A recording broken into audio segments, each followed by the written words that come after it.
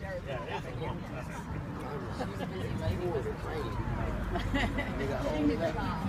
knew what she wanted. So, and you said this little girl changed Because for years, I was trying to visit. Sarah was one of hundreds of women who went out in the streets after battles finished or when they slowed down even to take care of the wounded.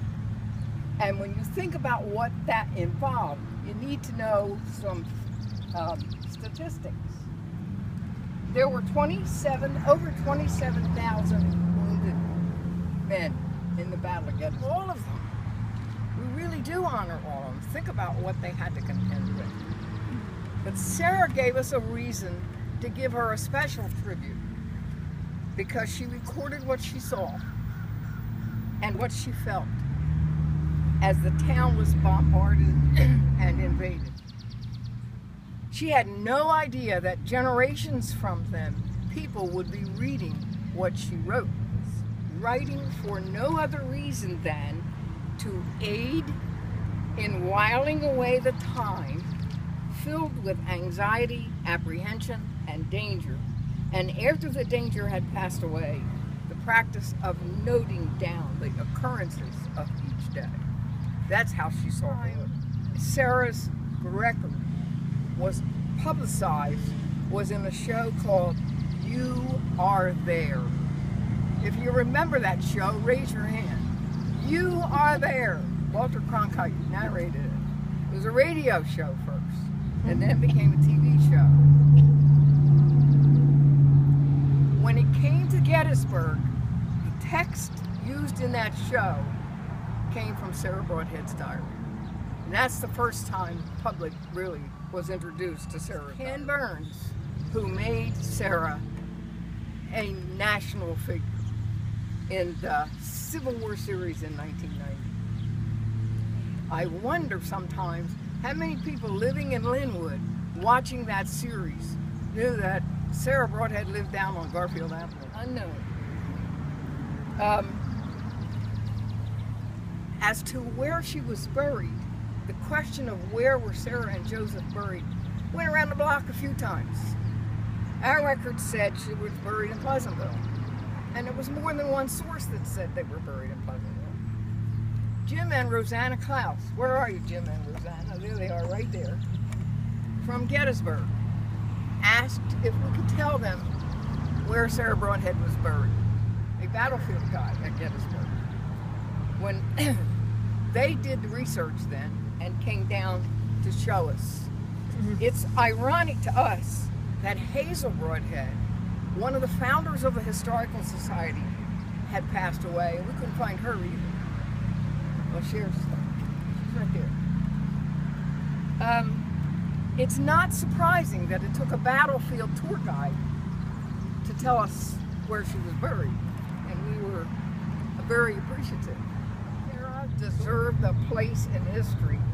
If you go to Gettysburg and visit the Seminary Ridge Museum, you will see and hear and read about Sarah Broadhead up and down the halls in that museum. The Seminary Ridge Museum was a theological seminary church. Sarah went down to the basement for something and found 100 wounded soldiers laying in water with no ability to get up and save them, filled with water from rain overnight. So she went and got help to get them up out of there, and that really made her a hero because she saved those lives. From her diary, descriptions gave her dedication to caring for the wounded, a place above the hundreds of women whose participation was just as important but remains unknown because they didn't write it down. Here's her entry for July 3rd, which was the third and final day of the battle. She said, nearly all afternoon, it seemed as if the heavens and earth were crashing together. The time that we sat in the cellar seemed long, listening to the terrific sounds of the strife. More terrible never greeted human ears.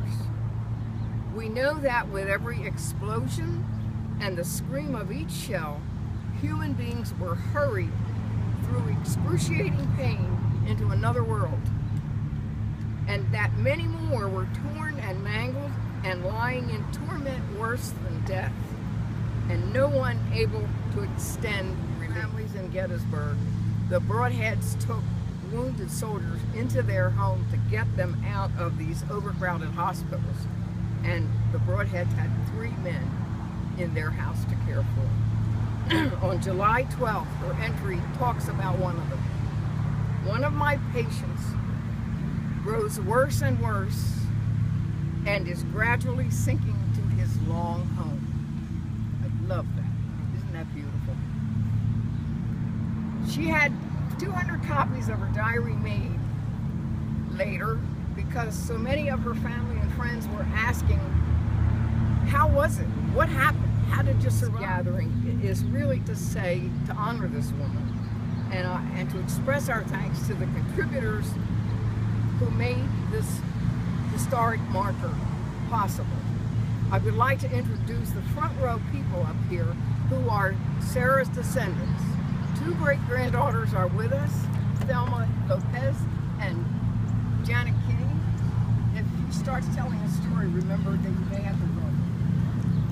And Donna Dale. I'm a great-granddaughter. So we have the family members with us. Which I think You think you're greater than me? What was that? I also would like to thank our honor guard, Dale Woods, Ted Rockelman, and Ted Rockelman, father and son. They marched with Bob, Dale and Ted marched with Bob in many, many reenactments. And I think Bob is probably up there looking down and very happy to see these guys.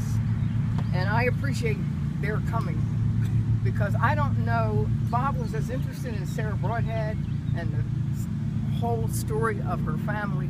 The Gettysburg battlefield was his favorite place in the world. So he's with us in spirit, and I appreciate that. It's no mystery why we are honored to identify her grave with an historic marker which has a meaning well beyond the tombstone. The mystery lies in what drew them to Linwood in the first place. We may never know that.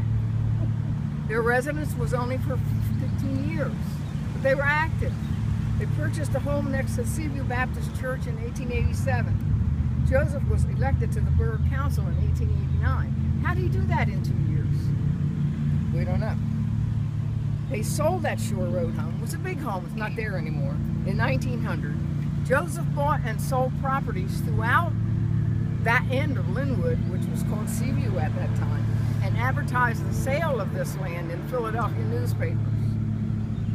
He was involved in a petition to get council to name the street Garfield Avenue, because that was about the time President Garfield was shot. Joseph died in 1903, and their son Benjamin lived in their house on Garfield Avenue. And then Sarah left to go to Sweetsboro and live with a sister. And when she was in ill health, went to Pennsylvania to live with her daughter, your grandmother. Sarah Broadhead was a Quaker, and many may be wondering how this service fits into the Quaker beliefs. Well, Quakers believe that every person is loved and guided by God. Broadly speaking, they affirm that there is that of God in everyone. Acting according to their own consciences, they exercise a profound influence for good on the world around them. Sarah embodies this idea of imparting good upon others. Her work as a nurse during one of the most tumultuous times in American history shows her commitment to the greater good. Sarah wrote her diaries. In her heart, she knew that it was important for humanity to have a record of what was happening. Surely, Sarah's diaries have provided many researchers with vivid images and insight from which to learn about history. She is still teaching and helping others over 100 years later. The quit because she's starting the rain. It's your mother that my mother did that. Ladies, she says, relatives, whatever goes.